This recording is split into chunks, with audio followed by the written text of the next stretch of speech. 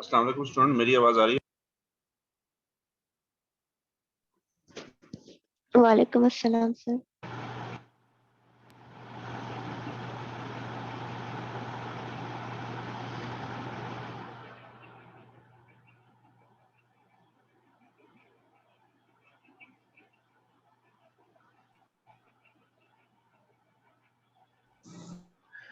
अच्छा, जैसा कि ये हमारा 12 आज सेशन है और हमारे टोटल जो ऑफिशियल सेशन होंगे वो 14 होंगे और 14 के बाद मे बी के 15 भी हम कोई रख लें।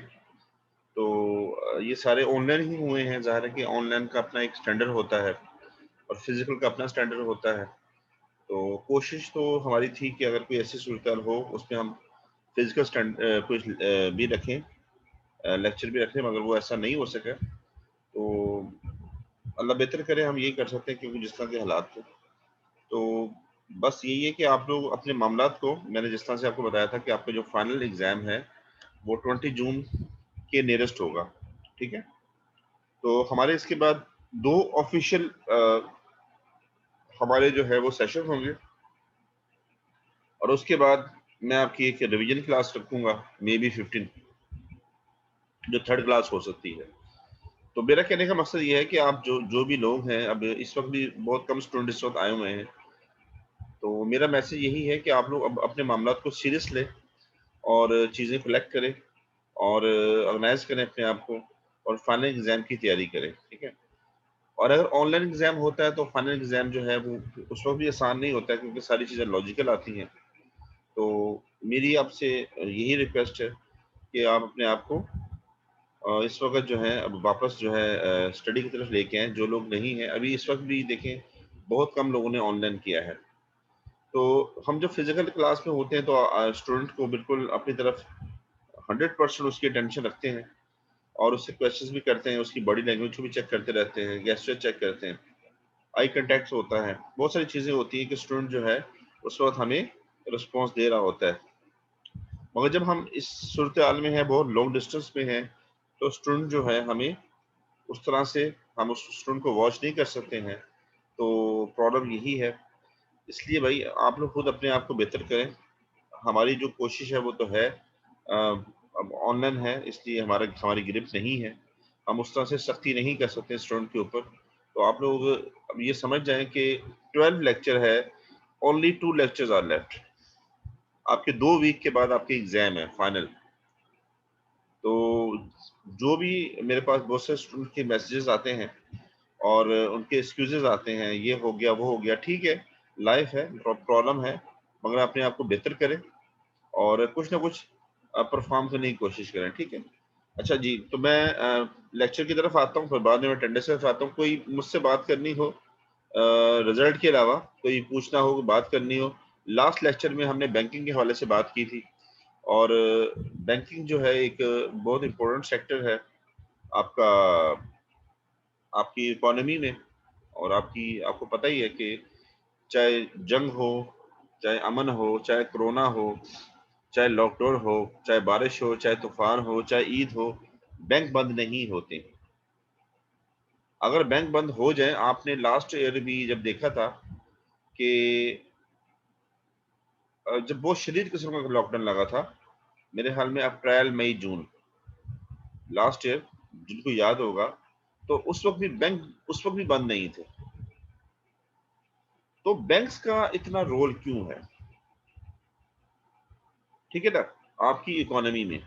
आज अगर आप बैंक बंद कर दे तो क्या आपकी इकोनॉमिकल एक्टिविटीज आप कंटिन्यू रख सकते हैं? कभी भी नहीं रख सकते, ठीक है? तो उसी को हम स्टडी हमने लास्ट टाइम किया था, आज हम उसी टॉपिक को आगे बढ़ाएंगे और कोई क्वेश्चन है तो मुझसे कर सकते हैं जी। लास्ट जो क्लास थी उसमें कोई ऐसा क्वेश्चन है, कोई ऐसी बात है कि हम हमें समझ नहीं आई या हम डिस्कस करना चाहते हैं? जी बताएं जी।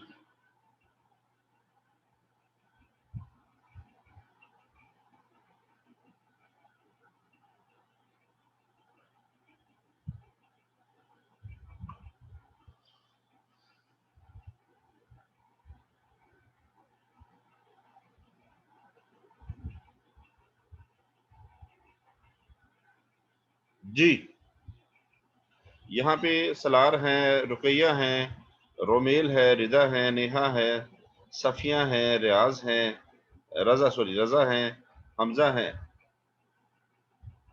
आपको मेरी आवाज आ रही है? यस तो सर। अच्छा, तो इससे सर आया है, आपका समझ आया है। हाँ, तो अब इसको ये है कि अब इस क्वेश्चन को फिर ज़हन में रख लें। तो मैं आगे लेक्चर स्टार्ट करता हूँ, फिर उसी के बीच में फिर हम उसको डिस्कस कर लेते हैं कि बैंक जो है उसकी एक बहुत ज़्यादा इम्पोर्टेंस है और इकोनॉमी में। ठीक है, आपने देखें कि मैंने जो आपको कहा ना कि आप लोग हर चीज बंद कर सकते हैं, बैंक बंद नहीं करेंगे। आपने नोट किया था?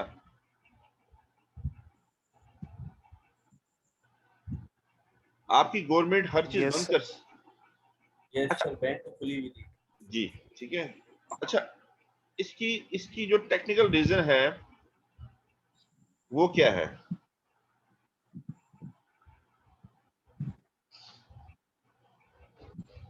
सर ये बिजनेस को फरोग देते हैं, और ये ना हो तो बिजनेस सही नहीं होता। ये आंसर नहीं है इस चीज का। अच्छा, मैंने आपको सेंड कर दी थी रात को, लेक्चर मिला था मेरा? मैंने रात को लेक्चर सेंड किया था, मिला था कि नहीं मिला था? सर गूगल ड्राइव का लिंक मिला था।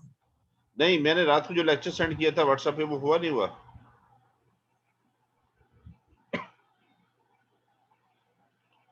ठीक है, मैं दोबारा सेंड कर देता हूँ अगर नहीं मिला है। अच्छा देखें जी, दिस योर क्लास, और ये आपकी आज डेट है 29, मेरे ख्याल में 29 ही है। 12 आपका वीक है, लेक्चर है। अच्छा, 12 तो आपका वीक नहीं होगा, वीक आपका आई थिंक 14 होगा, मगर आपके लेक्चर 12 है, ठीक है। और आपके जो लेक्चर्स होते हैं वो 14 होते हैं, ख्याल रखिएगा। मिड टर्म से पहले 7 होते हैं, मिड टर्म के बाद 7 होते हैं। सर तो नहीं मिला आपका लेक्चर। मैंने व्हाट्सएप मैंने किया था, शायद वो अपलोड नहीं हुआ, मैं देख लेता हूँ। बाकी चीजें मैंने कर दी हुई है, ये मैंने रात को किया था मगर शायद वो हुआ नहीं, मैं देख लेता हूँ। अच्छा जी, हमारा जो टॉपिक है, the role of commercial banks in economic development of Pakistan, या economic development of in any country. देखिए, जब कोरोना आया, और इस पे सवाल भी शायद मैं आपसे फ्यूचर में करूंगा, टर्म आपके फाइनल टर्म में सवाल इससे कंसर्न जो आज हम बात कर रहे हैं उससे क्वेश्चन एक दो बनेंगे। तो उस वक्त बहुत सारे जो इकोनॉमिस्ट थे उन्होंने एक सोल्यूशन दिया कि देखो, आपकी सोशल एक्टिविटीज को तो आप लिमिटेड कर रहे हैं, उससे कोई फर्क नहीं पड़ेगा, इंसान की सोशल एक्टिविटीज को आपने लिमिटेड कर दिया, मगर अगर आपकी इकोनॉमिकल एक्टिविटीज या जो फाइनेंशियल ट्रांजैक्शंस हैं अगर वो डिस्टर्ब हुई तो फिर आपके लिए सरवाइव करना मुश्किल होगा। देखिए, जो पेमेंट्स आप पे कर रहे हैं या मैं पे कर रहा हूं या हम रिसीव कर रहे हैं, उनका पे करना और उनका रिसीव करना अगर रुक जाता है, और जो हम 100% बैंक के थ्रू कर रहे होते हैं, तो आपकी इकोनॉमिकल एक्टिविटीज रुक जाती है। क्योंकि जब आप पैसे पे नहीं कर रहे होते हैं या ले नहीं रहे होते, तो ना ही कोई चीज बेच सकता है, ना ही कोई चीज खरीद सकता है, ना ही कोई सर्विस दे सकता है, ना ही कोई सर्विस ले सकता है। जब आपकी फाइनेंशियल ट्रांजैक्शंस आपकी रुक जाती है तो आपकी सारी की सारी इकोनॉमिकल एक्टिविटीज रुक जाती। जब आपकी इकोनॉमिकल एक्टिविटीज रुक जाती है तो जाहिर है फिर आपके लिए फ्यू डेज ही सरवाइव करना बहुत मुश्किल हो जाता है, ठीक है ना। देखिए ना, फॉर एग्जाम्पल मार्केट में जो स्टॉक है इस वक्त, वो कहां तक कैसे पहुंचा है, वो डिफरेंट मराहल में तय करते हुए वो आपकी एडी की शॉप तक पहुंचा है।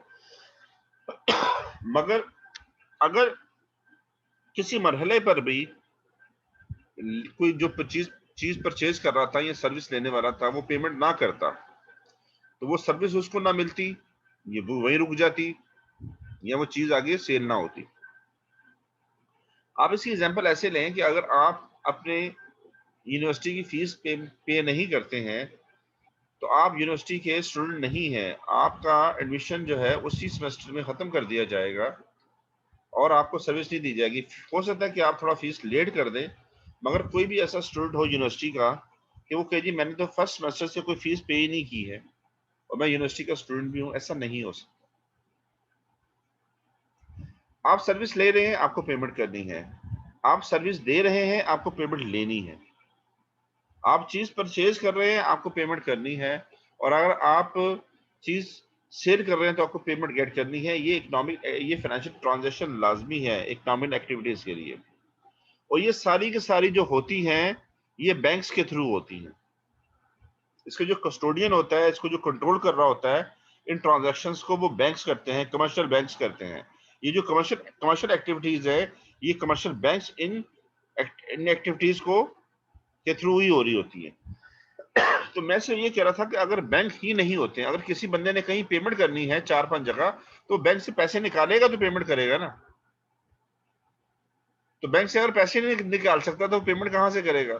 फिर पेमेंट कई दफा चेक के थ्रू होती है, फिर पेमेंट जो है ना आपने रिसीव करके बैंक में आगे हमने किसी को ट्रांसफर करनी होती है। तो भाई बैंक्स का बहुत बड़ा रोल है, ठीक है। और ये क्वेश्चन जो है मैं आपसे मजीद इस पे बात करूंगा, और मैं आपसे फाइनल में भी इस तरह से ये चीजें पूछूंगा, मुझे लगता है कि मुझे पूछना चाहिए। Next slide.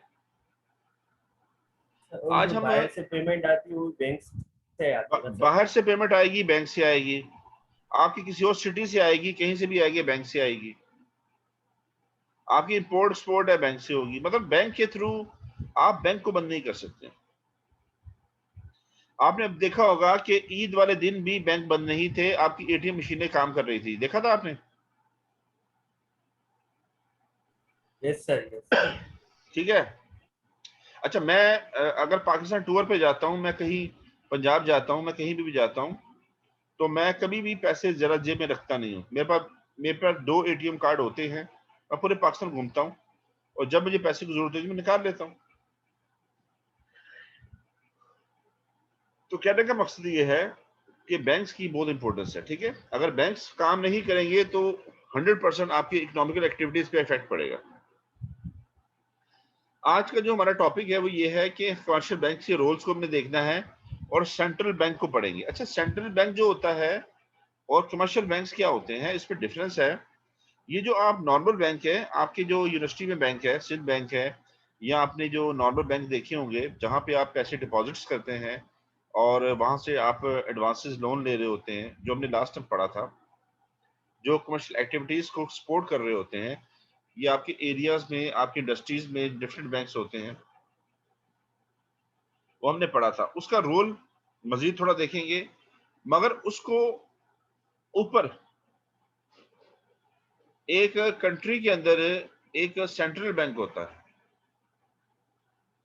कोई भी कंट्री है, ठीक है, कोई भी कंट्री है, हर कंट्री का एक मेन बैंक होता है जो उसका सेंट्रल बैंक होता है, जो उसकी स्टेट का बैंक होता है, जो उसके कंट्री को चलाता है, ठीक है।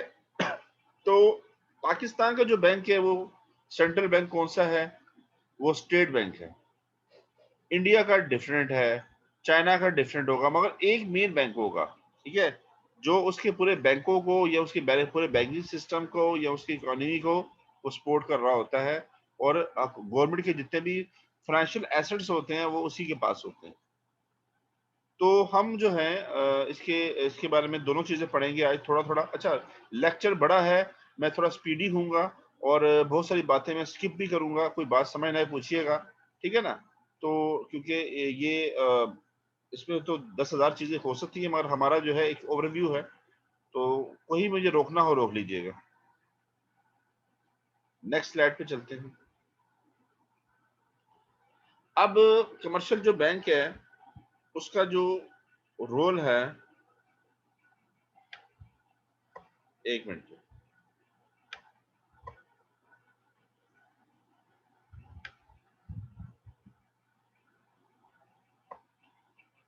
एक commercial banks play an important and active role in the economic development of a country.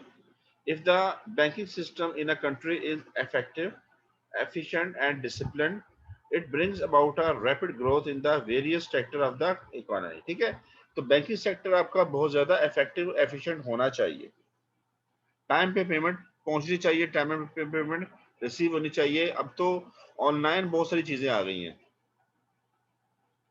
The following is the significance of the commercial bank in the economic development. अच्छा, मेन कुछ पॉइंट्स वो बता रहा है, हम उसको स्लोली डिस्कस करते हैं, ज्यादा फास्ट नहीं जाएंगे, ज्यादा स्लो नहीं जाएंगे, और आपके जो क्वेश्चंस होंगे लेंगे। मगर लेक्चर आज बड़ा है तो मैं थोड़ा सा तेज हूँगा।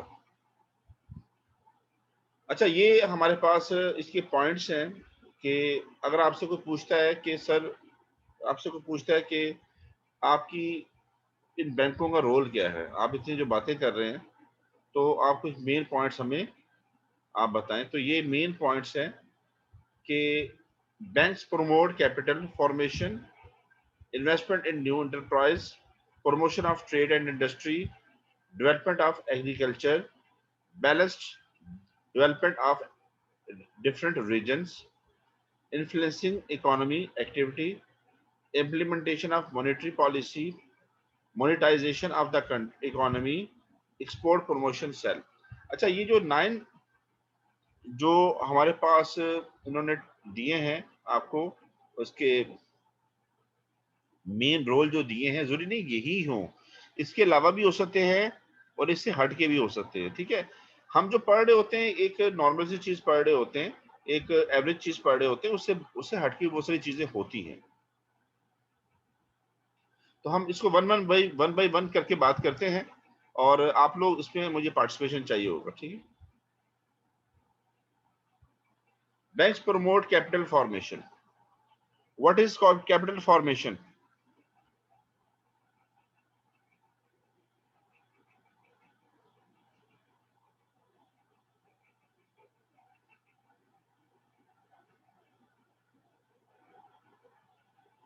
Rommel George, what Yes, is sir. capital formation? What is capital formation?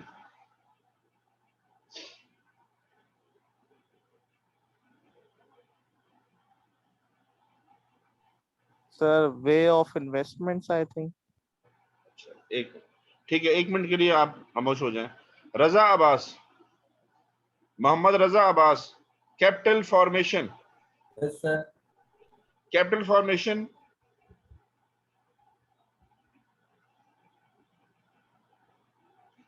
एक कंट्री के अंदर अकाउंटिंग मतलब कैपिटल एक्युमुलेशन होती है during the accounting period, capital formation.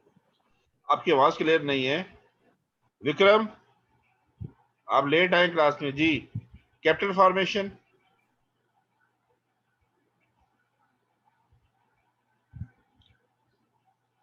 Sandan Khan, जी सर। कैपिटल फॉर्मेशन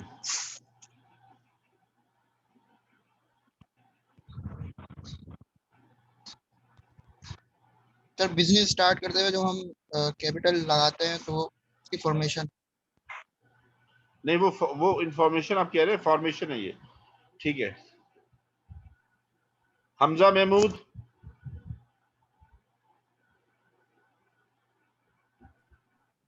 मतलब सर आपकी जो मतलब कैपिटल की जो आपकी आवाज क्लियर नहीं, हमजा की आवाज क्लियर नहीं है आपकी। सर आपकी मतलब कैपिटल की जो पूरी इंफॉर्मेशन होती है उससे जो है प्रमोट करता है, मतलब कि मोहम्मद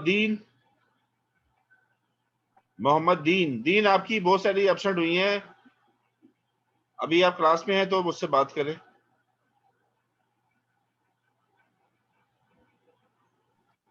जी सर।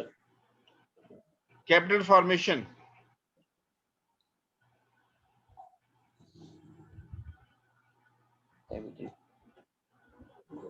सर बिजनेस को बनाने के लिए जो जो चीजें लग रही हैं, गुड्स हो, इक्विपमेंट्स हो, टूल्स हो, ट्रांसपोर्टेशन हो, वो कैपिटल फॉर्मेशन देना। नेहा,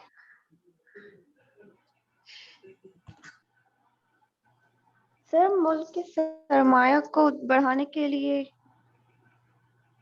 कैपिटल फॉर्म करने के लिए सलार बैंक प्रमोट करती हैं। सलार सलार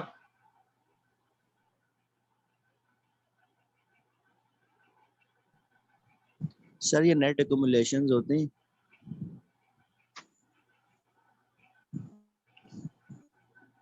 सफिया बानो, सफिया। जी सर। सर कैपिटल फॉर्मेशन ये हो सकता है कि ये बिजनेस के हवाले से बात की जा रही है कि यानी उनके जो कैपिटल अकाउंट ज्यादातर होते हैं वो तो बैंक बैलेंस में ही रहते हैं, ज्यादातर जो बड़े बड़े बिजनेस होते हैं।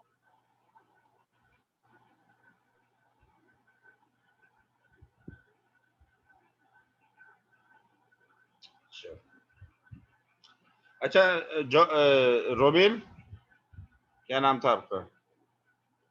रोमेल है दोबारा? रोमेल जॉर्ज, आपने क्या कहा था कि वे ऑफ इन्वेस्टमेंट, क्या कहा था? Yes sir. सर जैसे मतलब लोग डिपॉजिट्स वगैरह करवाते हैं तो बैंक क्या करते हैं, उससे बिजनेस वगैरह करते हैं, तो वो मेरे ख्याल से फॉर्मेशन ऑफ कैपिटल होगा।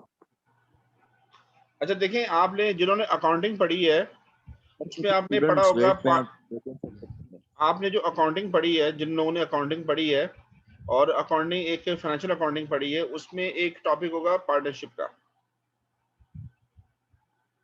पार्टनरशिप के अंदर आपने जो फर्स्ट टॉपिक पढ़ा था वो फॉर्मेशन का पढ़ा था कि हम किस तरह से किसी भी पार्टनर्स को जो अपने वो फाइनेंशियल रिसोर्सेज लेके आते हैं बिजनेस में, किस तरह से वो उसको प्रॉपर एलोकेट करते हैं, किस रेशियोज के साथ। तो बैंक्स जो होता है वो जो भी लोगों का कैपिटल होता है, पैसा होता है, उसको फॉर्मेट करके देता है, उसको कई दफा बताता है कि पैसा कहाँ इन्वेस्ट होगा। देखो आज अगर हमारे पास 10 लाख 20 लाख 50 लाख रुपया है तो हम फाइनेंशियल एक्सपर्ट तो नहीं, बिजनेस के एक्सपर्ट तो है नहीं, है ना, कि हम पैसा कहाँ इन्वेस्ट करें।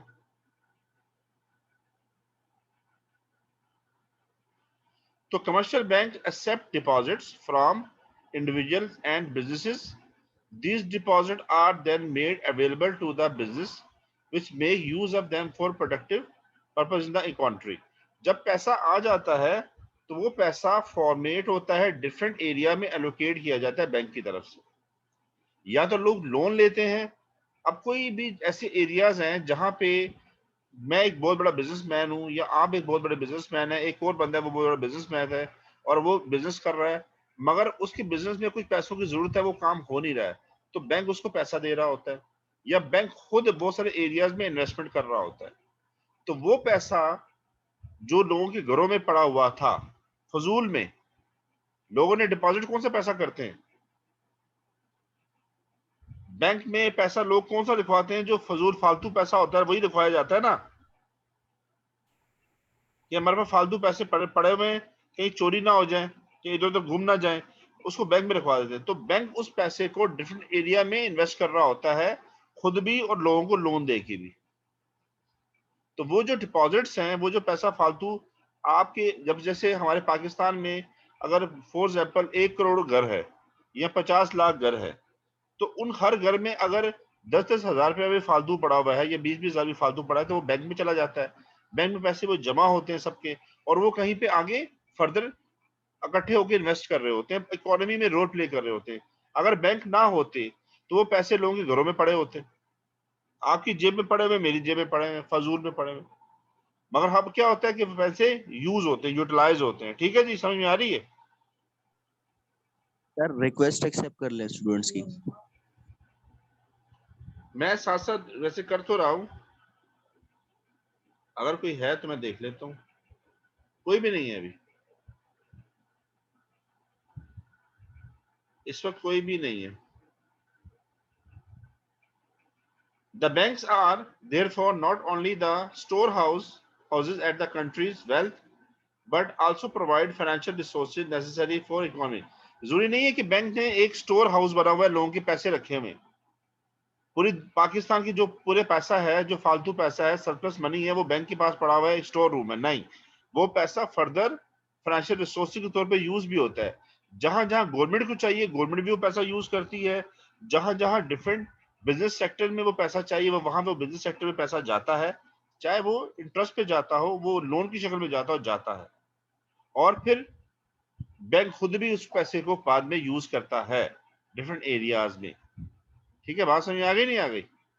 तो फालतू का पैसा जो था वो बैंक के पास जाता है, वहां इकट्ठा होके वो डिफरेंट एरिया में एलोकेट होता है। Next, investment, new enterprises. Businessmen normally hesitate to invest their money in risky enterprises.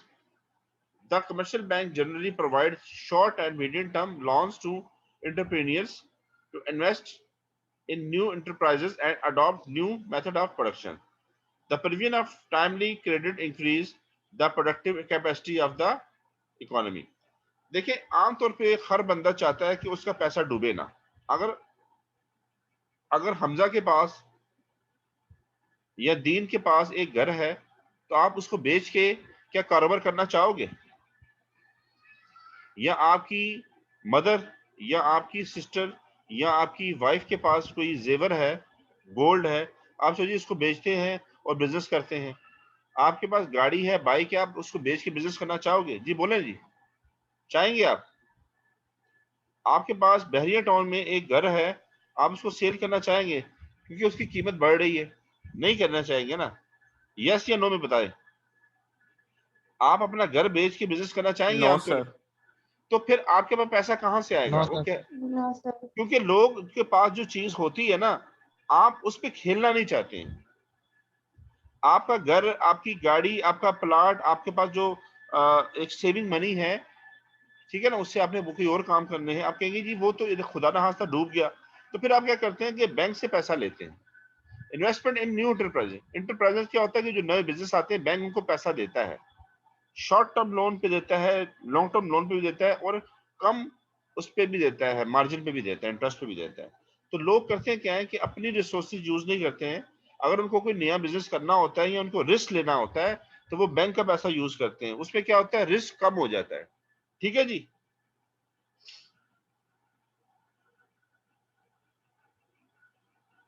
Next, जी sir. Promotion of trade and industry. Bank क्या करता है कि आपकी प्रमोट करता है आपकी ट्रेड को, तिजारत को, और आपकी इंडस्ट्री को। With the growth of commercial banking, there is vast expansion in trade and industry. The use of bank draft, check, bill of exchange, credit cards, and letters of credit etc. has revolutionized both national and international trade. देखें, आपकी अगर कोई international trade है या national trade है, हम लाहौर में किसी बंदे के साथ कोई डील कर रहे हैं, या हैदराबाद में किसी से डील कर रहे हैं, या दुबई में कर रहे हैं, या अमेरिका में कर रहे हैं, तो उसके बाद पैसे जो हैं वो हमें दे दे या हम उसको दे दें, तो वो रिस्की है ना। तो उसके बीच में जो एक रोल प्ले कर रहा होता है वो बैंक कर रहा होता है। तो बैंक क्या होता है, एक पॉजिटिव रोल प्ले करता है और उनकी जो पेमेंट्स होती हैं उसको मेक श्योर करता है, खासतौर पर इंटरनेशनल ट्रेड में। देखिए ना, अगर कोई सामान बेचने वाला सामान भेज देता है और उसको पेमेंट नहीं होती, हो सकता है ना कि लाहौर से आप सामान मंगवा लें, वहां पेमेंट ना करें, या अमेरिका में सामान भेज दें, वहां से पेमेंट ना आए। तो जो बैंक्स होते हैं वो बीच में एक जामिन का रोल अदा करते हैं। वो कहते हैं जी ठीक है जी, पहले पेमेंट हमारे पास जमा करा दें, हम आपको माल मंगवा देते हैं। तो इस तरह से बैंक जो है वो जो, या फिर बैंक ड्राफ्ट होता है कि जो एडवांस में पेमेंट होती है, या चेक है, या बिल ऑफ एक्सचेंज है जो हमने बात की थी कि बिल ऑफ एक्सचेंज ये होता है कि आप बैंक जो है, अगर जो पेमेंट कम हो रही होती है, बैंक आपके थ्रू पेमेंट कर देता है। ठीक है। क्रेडिट कार्ड्स हैं, लेटर ऑफ क्रेडिट है, ये आपका एलसी कराता है इंटरनेशनल ट्रेड में। तो बैंक बहुत जगहों पे एक रोल प्ले करता है बिटवीन द टू ट्रेडर्स, चाहे वो इंटरनेशनल हो या नेशनल हो। ठीक है जी। तो उससे क्या होता है कि आपकी जो मामला होते हैं रुकते नहीं है। मुझे ये बताएं ना कि अगर आप एक गारमेंट फैक्ट्री आपकी, और आप सामान तैयार करके दुबई या जर्मनी या यूके या अमेरिका सामान भिजवाते हैं, तो आपको कितना यकीन है कि आपके पैसे वापस आ जाएंगे या आपको पैसे मिल जाएंगे? बैंक जामिन बनता है सर, है? वो बिल भेज देगा। सामने जैसे वाली पार्टी को बैंक ना फोर्स करेगा कि भाई ये आपको मतलब मांग रहे पैसे और ऐसा हमारी तरफ से उनसे राब्ते में रहेगा। नहीं, तो ऐसा भी तो हो सकता है कि कोई पार्टी सामान रिसीव कर ले, पेमेंट ना दे फिर। सर ये सब बैंक के डॉक्यूमेंट के बिहाफ पे होता है कि बैंक वादा करता है कि अगर इस इंसान ने आपको पेमेंट दी की तो इसके बिहाफ पर मैं पेमेंट करूंगा, ये लेटर ऑफ क्रेडिट या इस तरह के कुछ डॉक्यूमेंट में लिखी होती है बात, ये तो फिर उसके बाद वो सामान बेचते हैं अपना। ये कौन बोल रहा था? सफिया? Yes sir. हाँ सफिया, बिल्कुल ठीक कह रही हैं आप कि जो इंपोर्टर होता है और जो एक्सपोर्टर होता है उसके बीच में एक बैंक होता है, जो बैंक उससे पहले एडवांस में पेमेंट ले लेता है और एक लेटर ऑफ क्रेडिट इशू करवाता है उससे, ठीक है। और जब अगर अमेरिका में कोई हमसे सामान मंगवा रहा है तो एक बैंक भी साथ में इन्वॉल्व होगा, वो उससे पेमेंट ले लेगा और हमारा जब सामान यहाँ से जाएगा, शिपमेंट हो जाएगी, तो वो उसको फिर हमें पेमेंट कर देगा, ठीक है। तो अगर हमारी शिपमेंट नहीं होती तो पेमेंट नहीं होगी। तो ये जो लेटर इशू होता है, जो आपने कहा है, इसको लेटर ऑफ क्रेडिट कहते हैं। इस तरह की बहुत सारी चीजों में बैंक इन्वॉल्व होता है।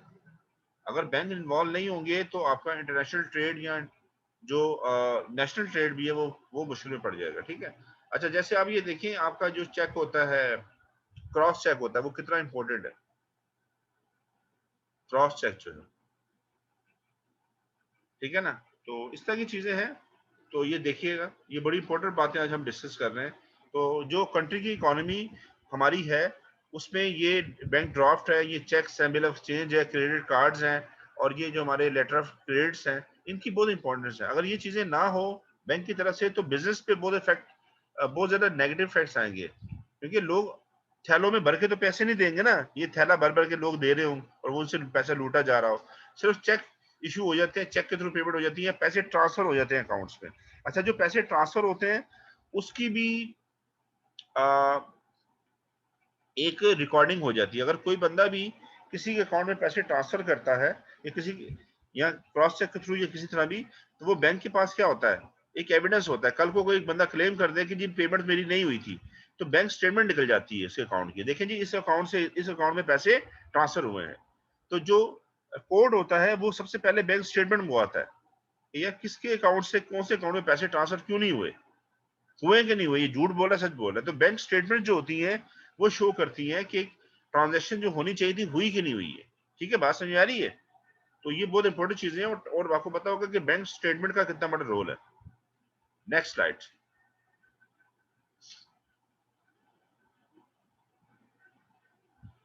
Development of agriculture. एग्रीकल्चर की डेवलपमेंट की भी हम पहले बात कर चुके हैं, अभी मजीद 1 मिनट की बात करते हैं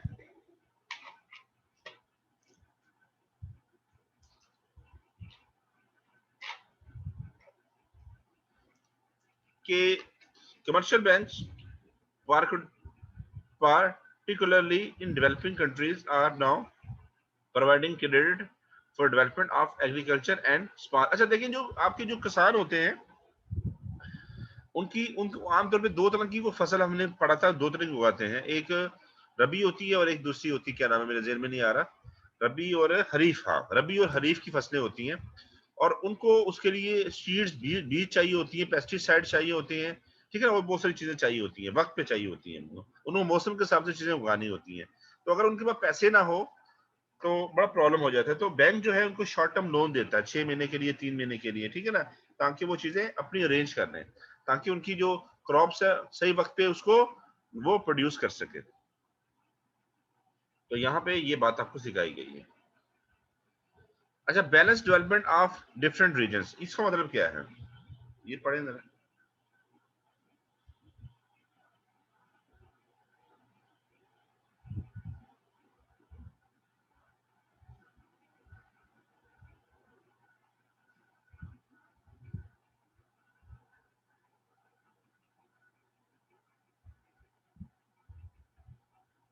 जी, the commercial banks play an important role in achieving balanced development in different regions of the country. They help in transferring surplus capital। अच्छा, surplus capital क्या होता है, जो अजाफी इन्वेस्टमेंट्स होती है, सरप्लस का मतलब क्या होता है? अजाफी, ठीक है। Capital from developed region to the less developed, जहां पे पैसा कम लगा होता है वहां पे पैसा ट्रांसफर होता है। अगर किसी एरिया में गुंजाइश है कि इन एरिया में इन्वेस्टमेंट की जाए, इस एरिया की इंडस्ट्री लगाया जाए, ये कारोबार किया जाए, और अगर उसको हम कहते हैं मार्केट गैप, आपने मार्केटिंग में पढ़ा होगा मार्केट गैप, कि किसी प्रोडक्ट का गैप होता है कि यहाँ पे इस एरिया में ये प्रोडक्ट जो है वो जो है होनी चाहिए, तो वो मार्केट गैप कहलाता है।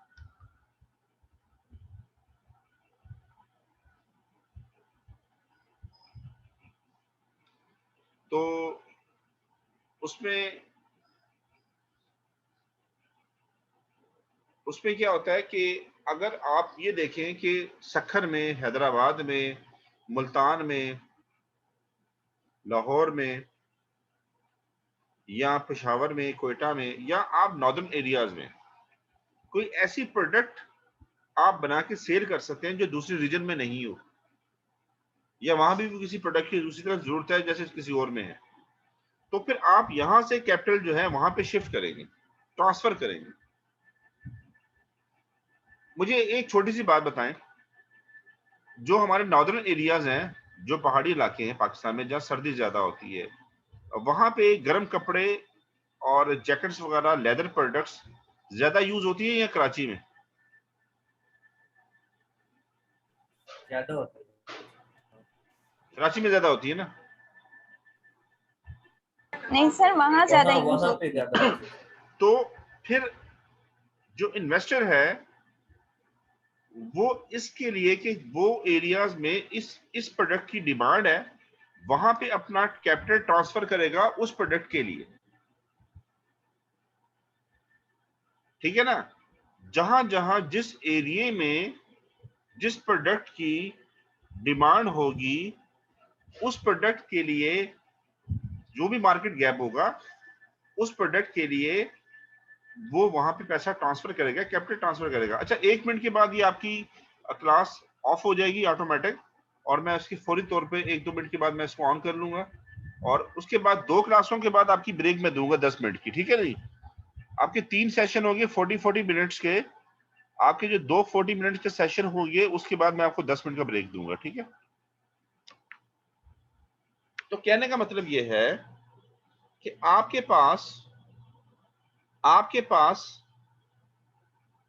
एक होता है, जैसे मैं आपकी बात कर रहा हूं कि आपने मार्केटिंग में पढ़ा होगा मार्केटिंग गैप। आप कोई भी प्रोडक्ट लॉन्च करना चाहते हैं, पहले आप मार्केट को सर्च करते हैं कि इस एरिया में, इस रीजन में, रीजन कहते हैं एरिया, मखसूस एरिया, किस प्रोडक्ट का गैप है, कौन सी प्रोडक्ट हम लॉन्च करें कि हमारी वो प्रोडक्ट बूस्ट करे। अगर पहले से कोई प्रोडक्ट होती है तो हमारी प्रोडक्ट का कोई फायदा नहीं है।